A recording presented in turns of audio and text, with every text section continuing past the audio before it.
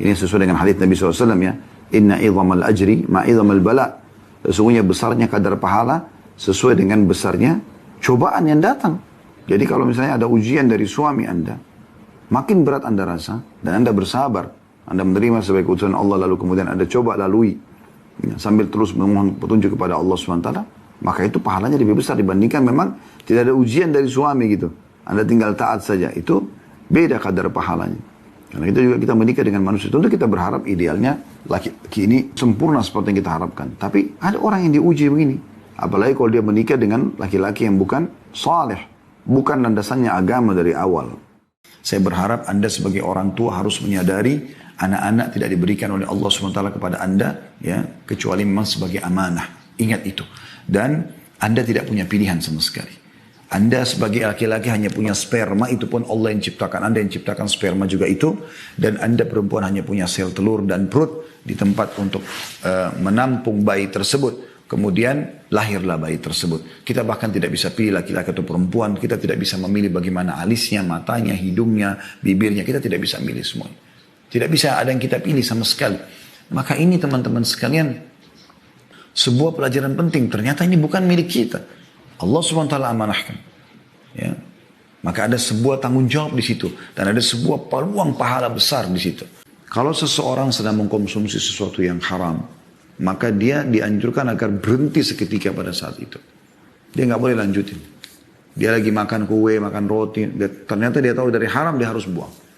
Nggak boleh dia lanjutin. Itulah yang terjadi bagaimana Nabi SAW menyuruh cucunya Hasan radhiyallahu anhu untuk langsung membuang itu. Membuang. Jadi nggak boleh dikonsumsi. Jangan karena sudah terlanjur makan lalu kita mengatakan, oh ini nggak masalah, ini nggak boleh. Bagaimana Abu Bakar radhiyallahu anhu langsung mengorek tenggorokannya untuk memuntahkan makanan dari budaknya yang ternyata membeli itu dari pendapatan yang haram. Ya. Jadi memang seorang muslim harus lebih hati-hati. Apa kata Nabi SAW? Allah akan berikan pahala itu istana di surga. Karena Nabi SAW mengatakan di awal hadisnya, siapa yang membangun rumah untuk Allah di muka bumi, Allah akan bangunkan bagi istana di surga. Allah akan berikan pahala itu bagi orang yang membangun rumah Allah di muka bumi walaupun seperti sarang burung. Sarang burung 20 ribu rupiah, 10 ribu rupiah, ada kotak amal di pinggir jalan masjid, taruh. Digabung, beli semen, beli batu bata, beli keramik, antum sudah dapat istana di surga. Tuh, mudah, gak sulit, gitu kan? Makanya jangan negosiasi sama syaitan yang lewat kotak amal. Yang saya sudah bantu kemarin. Itu kemarin. Kalau kotak amal itu setahun, 365 hari ditaruh di situ. Antum sumbang sehari sekali, 365 istana di surga. Apa yang satu kali? Ini syaitan busy. Kemarin-kemarin sudah dicatat buku amal. Hari ini harusnya setiap hari. Karena buku amal kita terbuka setiap hari, kan gitu. Jangan sia-siakan peluang itu. Pahala sedekah tidak terputus.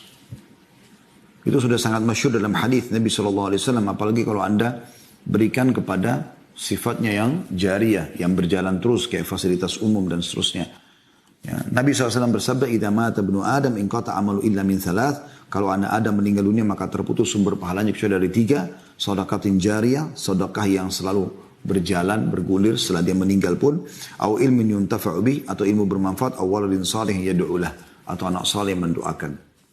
Nabi SAW kata Ibnu Abbas melaknat, berarti mendoakan agar berkah hidupnya diambil, diangkat. Laki-laki yang menyerupai perempuan dan perempuan yang menyerupai laki-laki. Jadi ada laki-laki, ada perempuan yang mau jadi laki-laki, ada laki-laki yang mau jadi perempuan, terbalik semuanya. Sampai pada tingkat mereka berani operasi kelamin lah, mereka melakukan hal yang fatal sekali, merubah ciptaan Allah Subhanahu Wa Taala. Ini jelas hukumannya sangat berat. Ya. Bagaimanapun dia berusaha untuk berargumen, tetap saja yang laki-laki, yang perempuan. Gak akan pernah bisa berubah. Mau dia ubah suaranya, mau dia operasi kelamin, tetap status dia di sisi Allah laki-laki. Yang perempuan tetap perempuan. Dan hukum berlaku padanya. Allah Subhanahu wa taala menjelaskan dalam surah Ar-Rahman ayat 26 sampai 27, "A'udzu billahi minasyaitonir rajim, kullu man 'alaiha fan wa yabqa wajhu rabbika dzul jalali wal ikram." Semua yang ada di bumi akan binasa, pasti mati.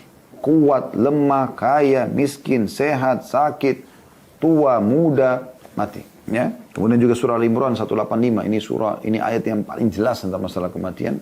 A'udzu billahi minasyaitonir rajim, kullu nafsin dza'ikatul maut. Semua yang berjiwa pasti akan mati. Jadi tidak bisa lolos ini. Ayat-ayat sudah turun dari sebelumnya. Bagaimana Nabi SAW diingatkan oleh Allah SWT. Nabi Muhammad, Nabi yang mulia. Orang yang paling bertakwa pada Allah. Penutup para Nabi dan Rasul dan pemimpin anak Adam. Apa kata Allah SWT tentang Nabi Muhammad SAW dalam surah Al-Anbiya ayat 34. A'udzu billahi minasyaitonir rajim. Wa ma ja'alna li basyarin min qablikal khuld. Kami tidak menjadikan hidup abadi bagi seorang manusia sebelum kamu, hai Muhammad. Artinya kau juga akan mati. Jadi semua orang akan mati, nggak bisa buat apa-apa. Orang yang patuh itu akan bahagia.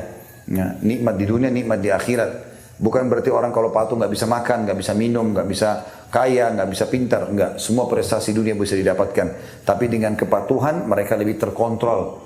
Tidak sembarangan makan, tidak sembarangan minum, tidak sembarangan bergaul. Memang begitu. Jadi diatur. Itulah orang-orang yang patuh kepada Allah Subhanahu Wa Taala. Orang yang tidak patuh maka berantakan hidupnya. Karena semuanya boleh. Tidak ada larangan, tidak ada pantangan, gitu kan? Maka ini kebahagiaan sebenarnya. Apalagi di akhirat dengan meninggal, kita akan abadi di surga yang kekal. Allahu a'lam.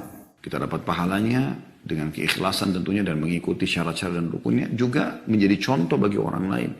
Sehingga pada saat kita melakukan perbuatan tersebut lalu dilihat oleh orang lain dan orang lain mengerjakannya, maka tentu kita akan panen pahalanya sebagaimana hadis Nabi SAW. Siapa yang memberikan contoh yang baik, maka dia akan mendapatkan pahala orang yang mengikutinya tanpa dikurangi sedikit pun dari pahala orang yang mengikutinya itu. Ya, saya ajak orang ke masjid misalnya, saya dapat pahala sholat saya anggap 10 misalnya, orang yang saya ajak juga dapat pahala 10 misalnya, tapi Allah memberikan saya nilai seperti pahala dia 10 karena saya telah mengajaknya. Saya menjadi contoh suri teladan yang baik buat dia, maka saya mendapatkan 20 pahala. Kalau saya ajak 10 orang ya semuanya saya panen pahalanya dan seterusnya. Ya, makanya muadzin itu panen pahala semua orang yang datang sholat karena memang dia yang panggil hayya 'alas shalah hayya 'alal falah. Mirip seperti itu kurang lebih. Semua bentuk cobaan teman-teman pahalanya besar. Kalau Allah kasih cobaan penyakit, Allah kasih cobaan bangkrut, Allah kasih cobaan diganggu orang, sabar, pahalanya besar. Kata Nabi SAW, andai saja orang-orang yang datang hari kiamat yang cobaannya sedikit, melihat pahala orang yang dicoba di dunia dan dengan cobaan yang berat, mendapatkan pahala di akhirat, mereka berharap kembali ke dunia untuk digunting-gunting kulitnya. Begitu kata Nabi SAW. Kalau seandainya orang yang cobaannya sedikit di dunia, melihat nanti di akhirat pahalanya orang yang banyak cobaannya, saking besarnya dan kedudukannya sangat tinggi di sisi Allah, mereka berharap yang sedikit cobaannya dikembali dunia, lalu digunting-gunting kulitnya. Ini sakit kalau gunting kulit, tapi mereka berharap itu supaya dapat pahala yang besar di akhirat nanti. Maka itu juga satu hal yang perlu digarisbawahi. Dan ini akan membuat dia bertanya, kenapa saya disuruh sholat? Maka jawab, dan sederhana, anak-anak tidak butuh argumentasi seperti orang dewasa. Allah yang perintahkan. Ini saya bilang ya, sering saya terapkan dalam rumah, alhamdulillah anak-anak lakukan itu. Bahkan sudah biasa saya dengar, anak-anak saya umur 4 tahun, 5 tahun selalu mengatakan, bersyukurlah kepada Allah. Bahasa itu sering digunakan dan saya bersyukur punya kalimat itu ya. Bersyukur kepada Allah loh. Allah kasih kita hari ini mainan. Allah hari ini kasih kita makanan. Dia nggak bilang ayahnya atau ibunya. Dan itu keinginan saya, target saya itu. Sehingga saya ada nggak ada, kita masih hidup atau sudah meninggal, anak kita tahu dia harus berhubungan sama siapa. Dan seperti itu. Nah itu menurut saya tingkat pendidikan yang paling baik.